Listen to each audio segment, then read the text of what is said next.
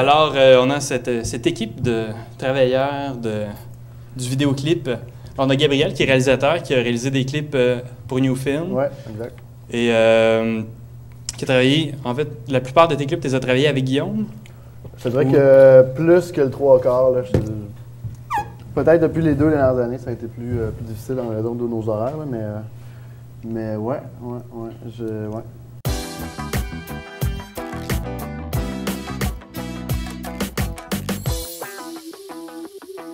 Ben, en fait, moi, je fais partie d'une compagnie qui s'appelle New Film depuis 5 ans et demi, 6 ans maintenant. Quand j'ai abandonné mes études, je me suis retrouvé par des contacts, Moi, je voulais faire du journalisme à cette époque-là, par des compagnies de disques que j'avais déjà couvert des événements pour.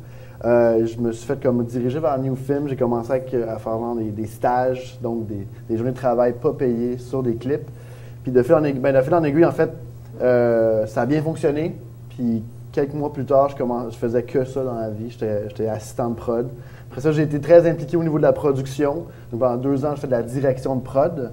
Entre-temps, ben, je me suis comme façonné un goût puis un intérêt pour être réalisateur. Puis j'ai fait en sorte que ça fonctionne en approchant les groupes, en faisant mes clips. En fait, c'est surtout pour ça qu'on travaille ensemble depuis très longtemps. Parce que depuis le cégep, à peu près, ce qui fait genre 8 ans, on a toujours eu des projets, principalement de vidéoclips, à faire ensemble, en dehors des heures de travail, beaucoup, de fin de semaine, de soir. Puis c'est un peu comme ça qu'on a réussi à travailler, même professionnellement, de chacun côté. C'est que depuis très longtemps, on fait nos propres projets de notre bar, avec les moyens du bar. Genre, on a commencé à monter avec Première, by the way, sur un PC, je pense, dans ma chambre à Verdun. Ouais. Il y a que des souvenirs. Ah. Et depuis, Guillaume est un fervent membre de Final Cut Montréal. Oui, je m'occupe de la section Shake. C'est moi, Rock Lapin. Puis beaucoup de la section Red, que j'ai fait beaucoup de projets pour. J'ai travaillé, je viens juste de lâcher ma job chez Technicolor au 4 Westmount Square. On a tout monté le workflow de la Red. Puis, qu'est-ce que je vais vous montrer tantôt, dans 5 minutes à peu près, c'est. J'ai appliqué tout le principe du workflow de la Red, mais que j'ai appliqué la version que j'ai, mettons, professionnellement à, je sais pas moi, 50 000 $ de matériel, à un MacBook Pro, puis 3 disques maison, genre, pour faire un vidéoclip au complet. Cool. Ben, en fait, on vous laisse la parole. Ouais. Je pense que je suis content de l'invitation. Merci beaucoup. Je pense que ce qui peut... je vais commencer avec ma partie qui est plus la production, le départ, la réalisation. Moi, je suis réalisateur dans la vie, comme j'en ai parlé. Moi, j'ai fait aussi beaucoup de production. Donc, la direction de production, ce qui est plus de la gestion de plateau. Peut-être moins votre bague. Mais je pense que ce qui est intéressant pour vous, c'est que nous, en vidéoclip, puis moi, j'ai la chance d'être là-dedans depuis, comme je dis, 5-6 ans. En tant que réalisateur depuis 3 ans maintenant, je pense que le vidéoclip, ça a toujours été un laboratoire assez intense depuis que le DV puis le vidéo devient le médium, pas encore, mais bientôt premier dans ce format-là. Donc le vidéoclip, je ne sais pas s'il y en a déjà qui ont travaillé sur des vidéoclips ou qui en ont fait. Oui. Pour des artistes qu'on connaît. Oui. Le dernier des Lèvres. Ah, OK. T'as monté ça? Ben ouais, très bon clip. Mon compétiteur, by the way.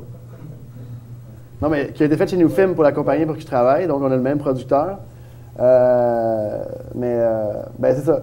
Donc, comme je disais, le vidéoclip, c'est vraiment un laboratoire. Je pense que pour faire une petite introduction, moi, quand j'ai commencé à faire du vidéoclip, on tournait en 16 mm. Faire du vidéo avec un budget, pour nous, c'était pas encore intéressant. On préférait tourner avec moins peut-être de matériel, moins de location, moins de décors, et tourner en 16 mm. Je te dirais que peut-être, c'est sûr qu'on parle de projets financés, donc avec un client qui fournit de l'argent ou avec une subvention. Depuis qu'il y a eu la Panasonic, la DVX100, avec l'introduction du 24p, je dirais que là, le vidéoclip a vraiment commencé à prendre une place sérieuse dans le domaine du vidéoclip. Quand la P2 est arrivée, moi, ça a été le moment aussi, mon année, je pense, une des années là, que j'ai tourné le plus de vidéoclips et que j'ai eu le plus de plaisir à le tourner parce que, pour faire une comparaison, Moi, quand j'ai commencé à faire un vidéoclip, le premier clip que j'ai fait avec du budget, on avait 20 000 $ pour faire un vidéoclip pour un groupe qui s'appelait Télémac, qui nécessitait des effets spéciaux. On a trouvé avec 1125 pieds de 16 mm, ce qui équivaut à peu près à 20 minutes de footage.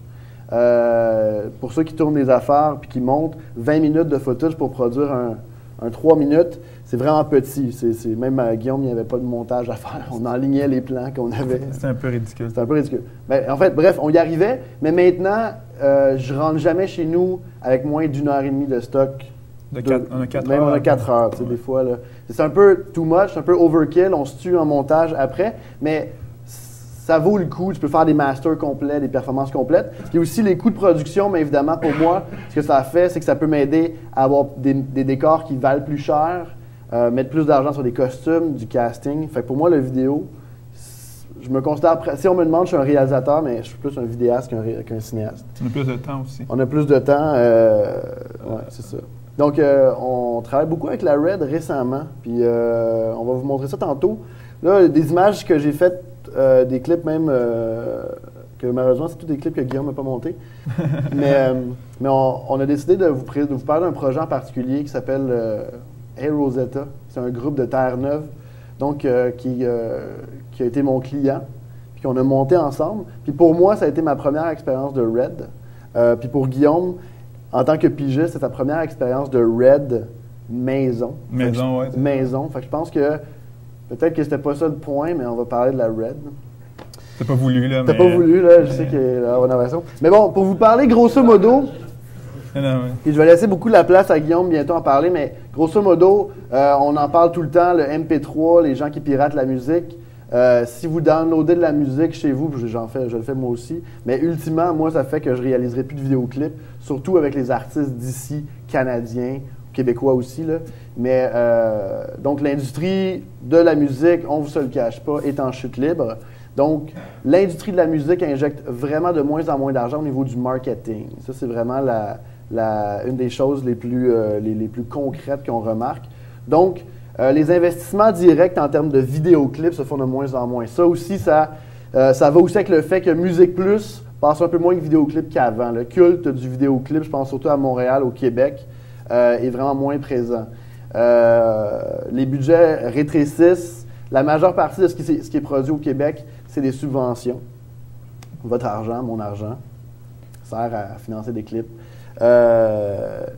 Donc, et ces budgets-là aussi augmentent, mais étant donné que les coûts de production quand même augmentent, la location d'équipement, machin, mais ils donnent de l'argent à moins de personnes. Fait que ça donne qu'il y a deux vitesses, là. Il y a les clips financés puis les clips qui ne sont pas financés, qui sont faits par les gens. Un peu comme moi puis Guillaume aussi, parce qu'on travaille beaucoup avec pas beaucoup d'argent, qui fait toute la post-prod dans leur salon, pas mal. Une table de cuisine. Une table de cuisine, principalement, chez nous. Donc, Hey Rosetta, c'est un groupe canadien anglophone. On a eu une subvention, on a eu 20 000 $. Avec les conjonctures actuelles, les locations, l'essence, c'est con, mais ça nous influence énormément. On a choisi de tourner avec la Red.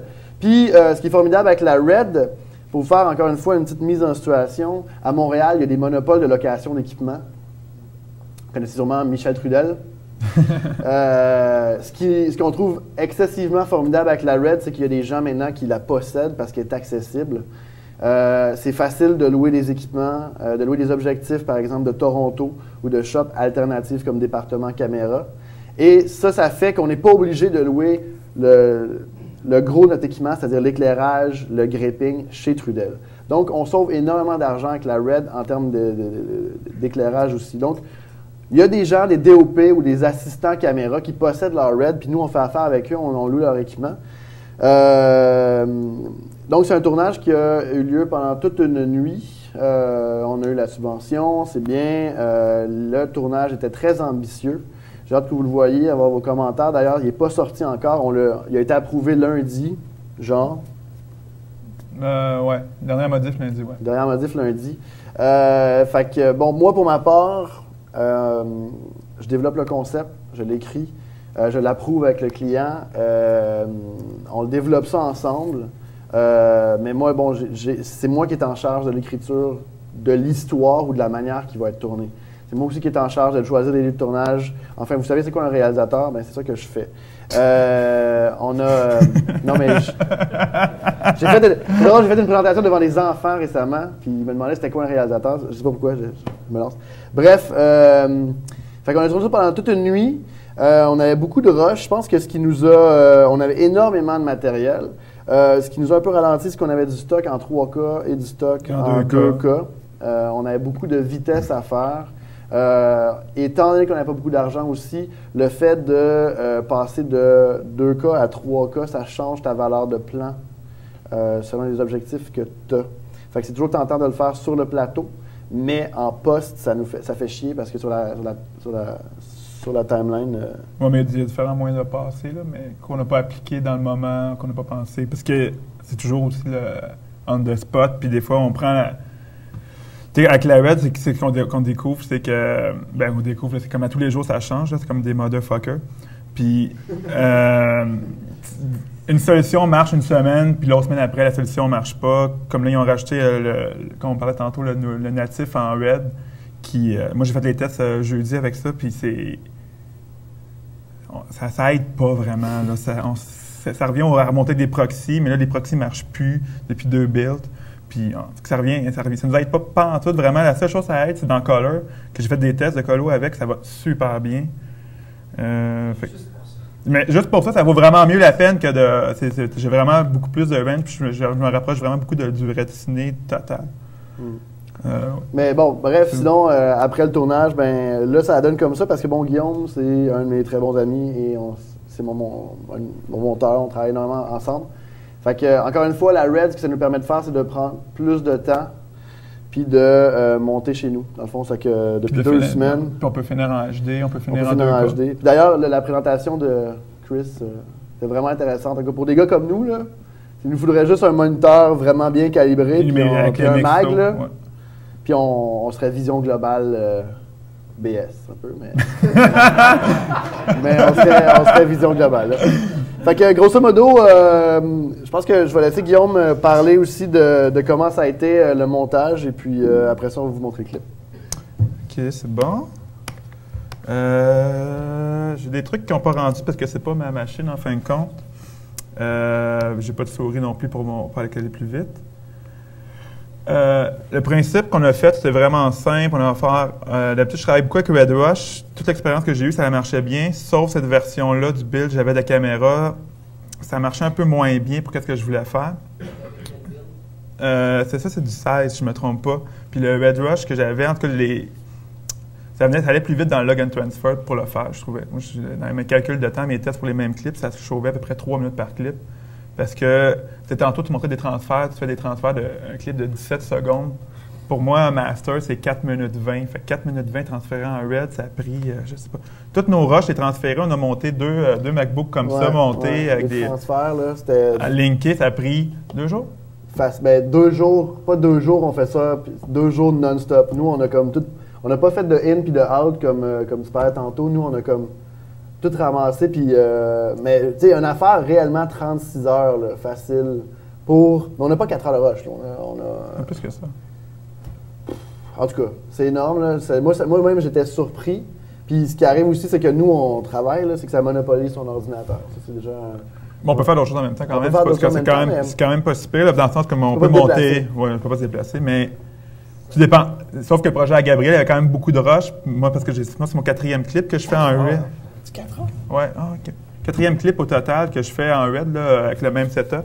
Puis, mettons un exemple, One Night Band, j'avais fait, c'était 1h30, ça avait pris une nuit à transférer. Fait que c'est quand même, ça coûte rien, tu laisses ta machine, j'ai un magnifique disque Costco ici, en FireWire 800, tout en FireWire 800, puis je travaille, puis je travaille avec des QuickTime ProRes.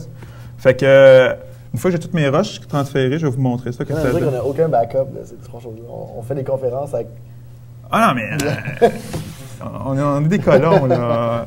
On est des pionniers. On travaille avec rien, on n'a pas d'argent. Hein? C'est quoi la boucane? Non, c'est une blague. OK.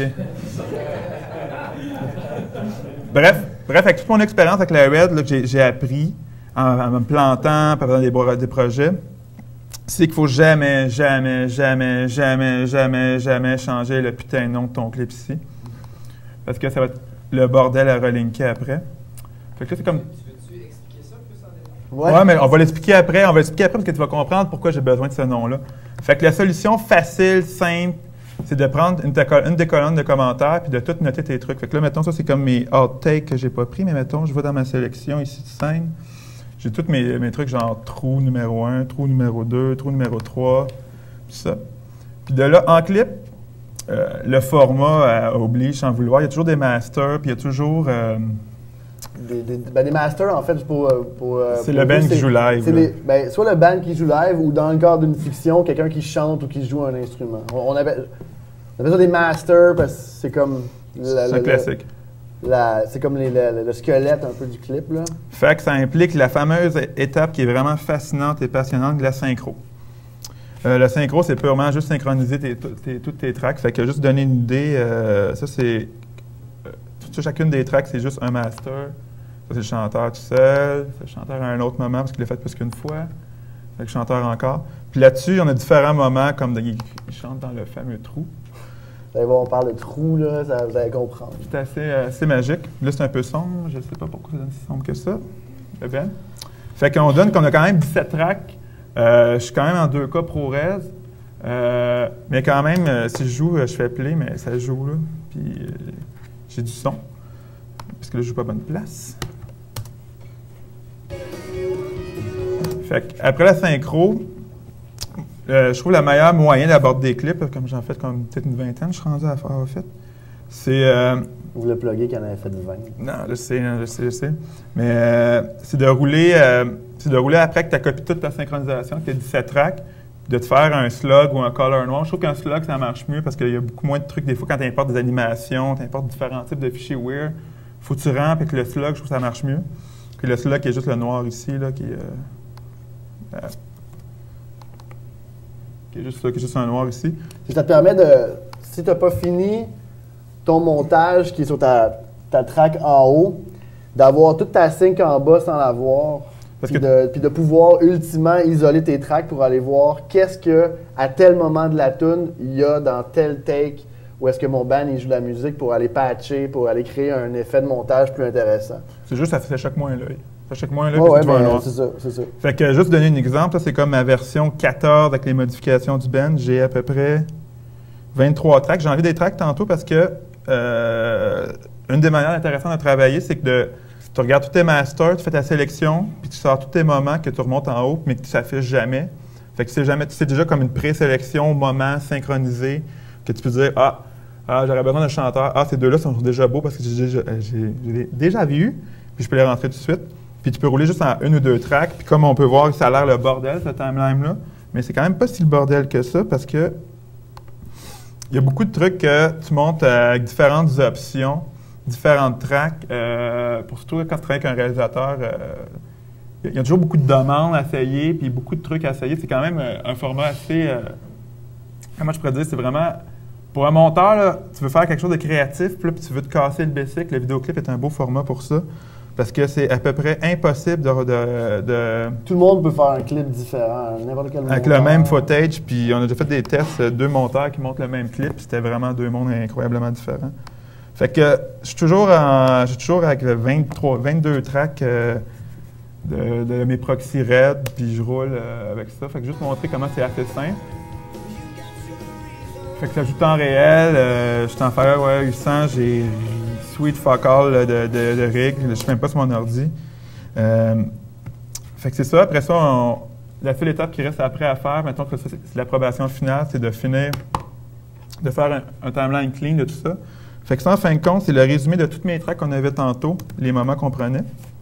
Sans les effets, toutes les time warp ont été enlevés. Parce qu'après, on va passer dans Crimson, qui est je trouve le meilleur outil de transfert pour passer après à Redsine.